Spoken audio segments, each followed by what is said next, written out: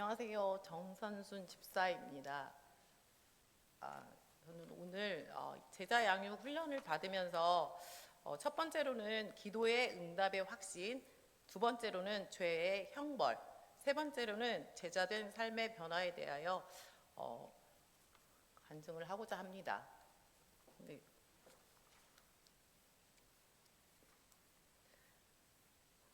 첫 번째, 기도의 응답의 확신. 적어보진 않았는데 아침에 조금 일찍 여기 도착해서 보니까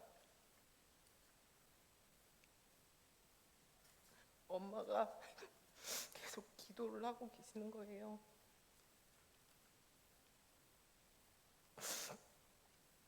매일 엄마한테 장난만 하면서 거꾸로도 많이 얘기하고 그랬었는데,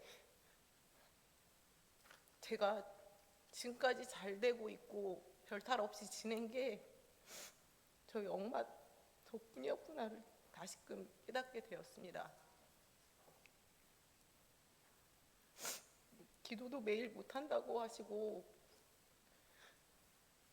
아무것도 모른다고 하셔서 구역 예배 가도 다들 말씀도 잘하시고 기도도 잘하시는데 이거를 잘 못하는 그런 부분이 너무 힘들다고 하셨는데, 이렇게 기도를 길게 하시니 너무나도 감사가 느껴졌습니다. 그래서 저는 이제 기도의 이제 응답의 확신 말씀을 드리겠습니다. 요한복음 16장 24절, 지금까지는 너희가 내 이름으로 아무것도 구하지 아니하였으니 구하라 그리하면 받으리니 너희 기쁨이 충만하리라. 저는 기도를 하면, 정말 확신을 가지고 기도를 하면 하나님께서 응답해 주신다는 것을 감사합니다. 경험으로 알고 있습니다. 제가 청년회 때 제 나름대로 5년 동안 기도 적금을 했다고 생각을 합니다. 그래서 기도를 꼭 해야 된다는 생각 때문에 진짜 밥 숟가락 올라갈 때 그 순간도 너무 시간이 아까워서 기도를 했는데, 그 중에서 다른 기도도 했지만 저는 배우자 기도를 정말 열심히 했습니다.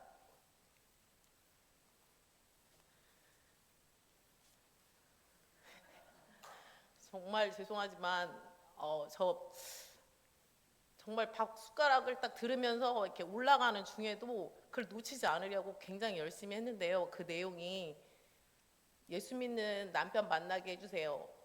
두 번째는 죄송합니다, 좀 잘생긴 남자를 만났으면 좋겠습니다 라고 기도를 했습니다. 그리고 세 번째는 직업은 공무원이었으면 좋겠다, 이렇게 기도를 했습니다. 그리고 또 한 가지는 정말 온유하면서 절제하는 남자를 만나고 싶습니다, 이렇게 기도를 했습니다. 근데 그거를 매번 순간순간 놓치지 않고 계속 기도를 했죠. 그런데 그렇게 기도한 끝에 정말 하나님은 정말 기도해 주신 대로, 이 말씀대로 기도해 주신 대로만 응답을 해 주셨습니다. 예수님을 믿기는 믿지만 아직은 좀 성령 충만하진 않지만 그래도 열심히 따르려고 요즘에 이 바울교회에 와서 완전히 변화된 삶을 살고 있습니다. 평상시 사람들한테 부끄러워서 감사도 못하던 사람이 감사를 하게 됐고, 어디 나가서 교회 얘기를 안 하던 사람이 목사님, 부목사님, 뭐 사모님, 성도들 모두 자랑을 하는 거였습니다. 그래서 그런 모습을 보고 하나님이 이렇게 기도를 하니까 기도하는 그런 모습을 만들어 주시는구나 또 생각을 했고, 그래서 한 가지 목사님께도 감사한 게, 여행지에서도 얼마나 그 9박 10일 동안 얼마나 이 사람에게 감동을 주었는지, 며칠 만에 누구를 그렇게 감사히 여기며 사는 것을 못 봤는데 매일매일 감사를 했습니다. 그리고 감동도 많이 했고요. 그래서 그런 부분은 첫 번째 충족이 됐고, 두 번째도 이 사람은 공무원이었습니다. 그리고 또 아까 말씀 안 드렸는데 제가 키는 178을 만나고 싶다고 말씀을 드렸습니다. 그랬는데 이 사람의 키가 178cm였습니다. 그리고 얼굴은 잘생긴 사람을 만나게 해달라고 했는데 한 번도 잘생겼다고 얘기를 해준 적은 없습니다. 근데 그냥 기도 응답은 받은 것 같은 느낌은 듭니다. 그리고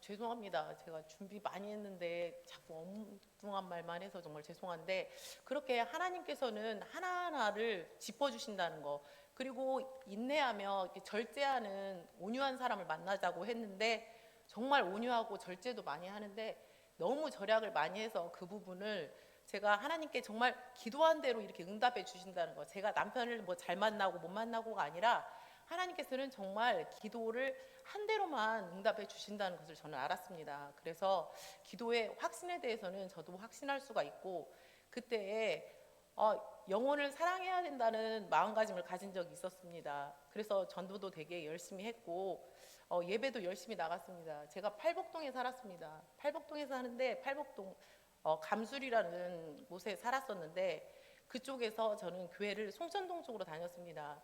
새벽에 가려면 누군가가 데리러 와야 되는 상황인데 새벽 4시 반에 새벽 예배를 하는데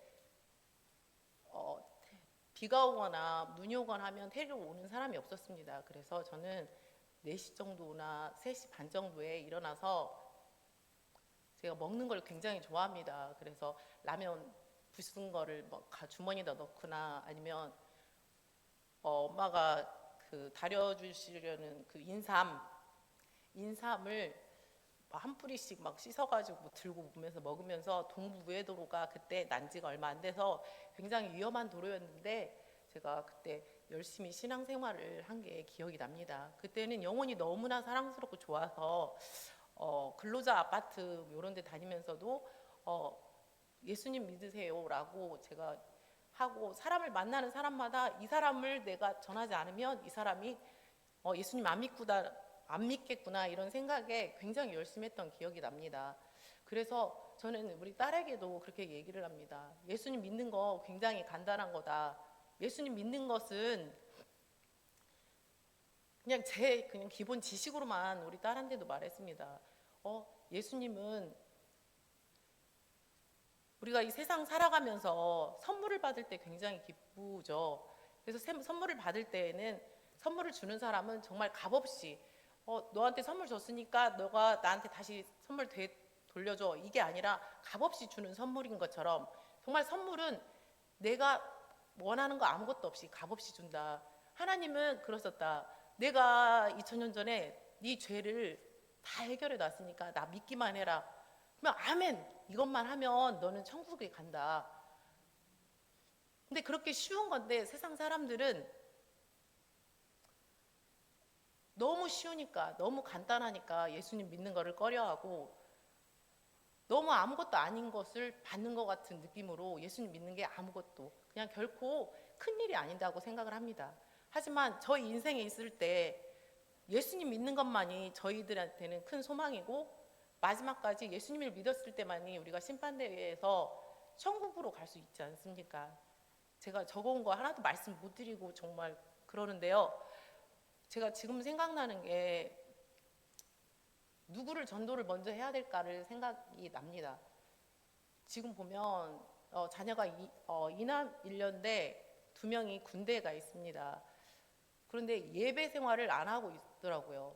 그래서 아이들은 어떻게 전도를 해야 될까 어제 급히 생각을 했습니다. 오늘 간증을 해야 되는데 뭔가는 해야 될 것 같아서 그냥 카톡으로 예배를 드리라고 아이들한테 말했습니다. 그냥 가볍게 예배 드려라. 그렇게 말만 했을 뿐인데 아이들이 둘 다 예배를 드리겠다고 말을 하는 겁니다.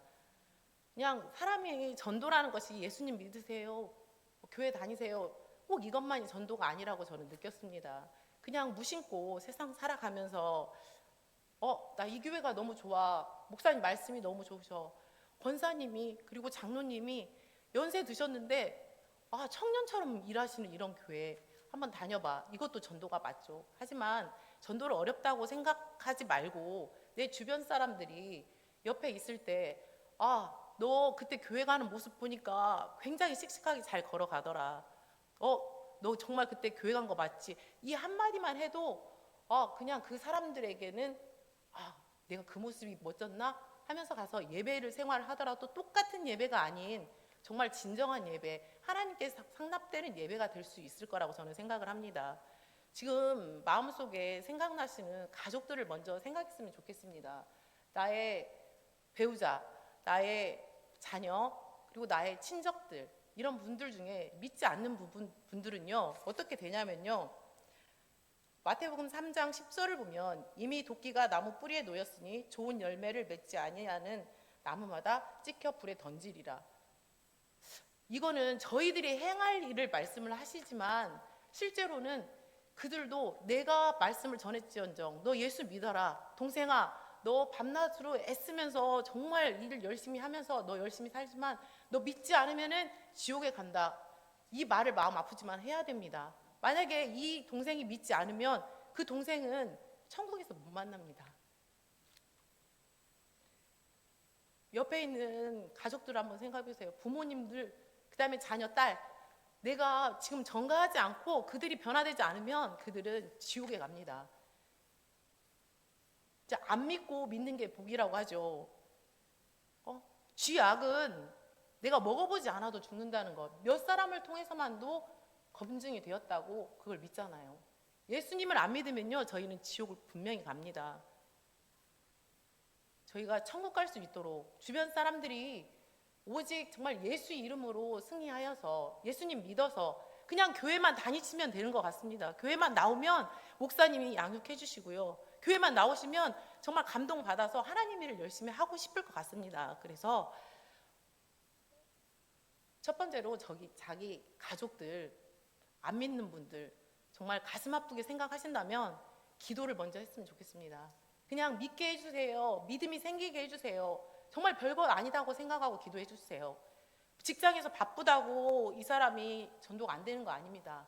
아무리 바빠도 그 직장 속에서 누군가가 좋은 모습을 나타내고 누군가가 예수님의 말씀 한마디에도 예수님을 믿을 수 있습니다. 예수님의 말씀은 그런 능력이 있으신 것입니다. 우리가 정말 말씀으로 살아간다면요 하나님의 말씀이 능력이라고 믿고 하나님이 정말 다윗 날석 검보다도 세다라는 거, 이거를 믿으신다면 옆에 사람들 전도 안 할 수가 없을 것 같습니다. 저도 지금 말만 할 뿐이지 나가서는 제대로 하지 못할지언정 저는 지금 당장 가면 좋은 교회라고 좀 소문을 내고 있습니다. 저희 동생이 이 송천동 아는 사람들한테는 다 이 교회가 좋다고 말했을 겁니다. 저한테도 얼마나 이 교회를 칭찬했냐면요, 목사님에 대해서 칭찬은 하루도 안 빠지고 하는 것 같습니다. 동생도 우리 제부도 마찬가지입니다. 하나님 일을 열심히 하는 모습을 보니까 저도 하고 싶은 거예요. 하나님 모습을 이 교회에 와서 뭔가 잡고 하니까 저도 이 교회를 너무 오고 싶었습니다. 우리 남편도 따라왔습니다. 이렇게 따라온 모습을 저희 이게 자랑이 점점점 더 하고 싶어지는 겁니다. 더 하고 싶어져서 자랑을 하다 보니까 우연찮게 언니와 엄마가 또 이 교회에 출석하게 되셨습니다. 처음에는 이 언니하고 엄마가 한번 딸기 체험 때문에 왔습니다. 근데 딸기 체험만 하고 안 나온다는 겁니다. 그래서 너무 죄송했어요. 왜냐하면 딸기를 몇 박스를 따갔는데 이 교회를 안 나오면 너무 죄송할 것 같았습니다. 그래도 안 온다고 하니까 언니랑 엄마 마음 불편할까 봐 괜찮다 했습니다. 그래서 저는 포기를 했었습니다. 그런데 정말 세상 원리가 아닌 하나님의 원리는요, 누군가 그를 위해서 기도한다는 걸 느꼈습니다. 저는 포기했는데 목사님이, 부목사님이, 사모님이, 권사님이, 장로님이 얼마나 기도를 해주셨으면 정말 갑자기